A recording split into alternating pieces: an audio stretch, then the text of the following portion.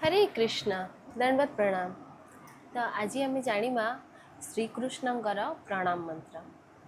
तो श्रीकृष्ण प्रणाम मंत्र होछि हे कृष्ण करुणा सिंधु दीनबंधु जगतपते गोपेश गोपिका कांता राधा कांता नमस्तुते।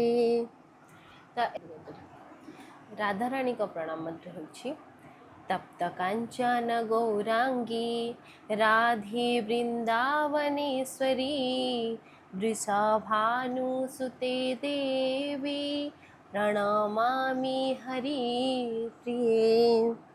तो आपण मैंने जितेबाला भी कृष्ण मंदिर को जाउछंती कि राधारानी मंदिर को जाउछंती तो निश्चिंत यही मंत्र पढ़ी प्रणाम करेंगे। हरे कृष्णा हरि बोल।